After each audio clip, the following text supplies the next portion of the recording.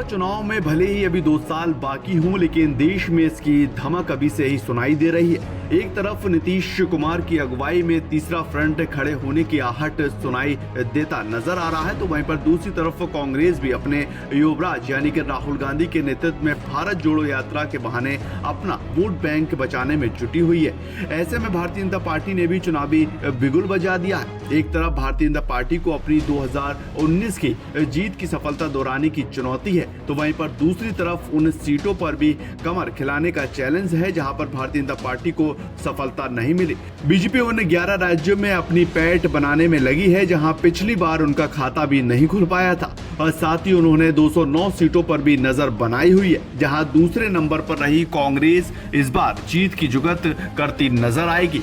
इस बात को देखते हुए राष्ट्रीय अध्यक्ष जेपी नड्डा ने गृह मंत्री अमित शाह की मौजूदगी में शीर्ष नेताओं के साथ मीटिंग की है और इस रिव्यू मीटिंग में आगामी लोकसभा चुनाव की रणनीति की तैयारियां भी की गई हैं।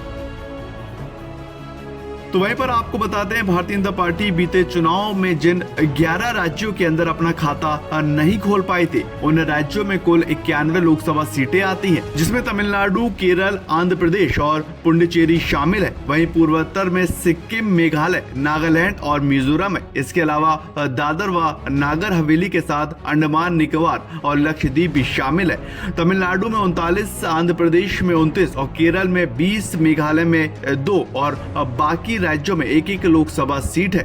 भारतीय जनता पार्टी इन सभी राज्यों में अपनी संभावनाओं को लगातार तलाश रही है।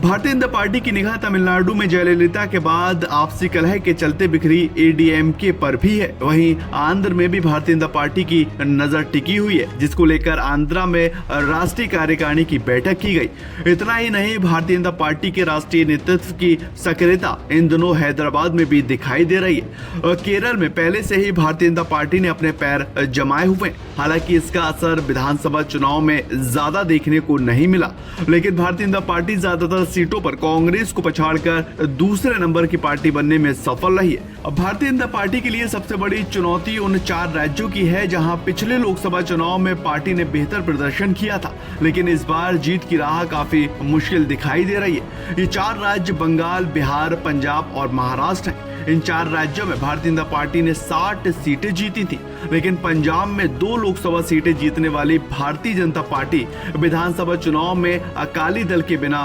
प्रभावहीन रही है। तो वहीं पर बिहार की बात की जाए तो 17 सीट देने वाले नीतीश कुमार, तेजस्वी यादव के साथ कांग्रेस सहित 7 दलों के महागठबंधन के आगे पार्टी की स्थिति कमजोर है।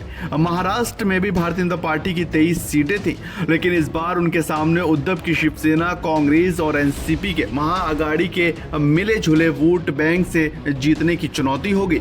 शिवसेना को तोड़ने वाले सीएम एकनाथ शिंदे पार्टी के वोट बैंक में कितनी सेंध लगा पाएंगे, ये कहना भी काफी मुश्किल है।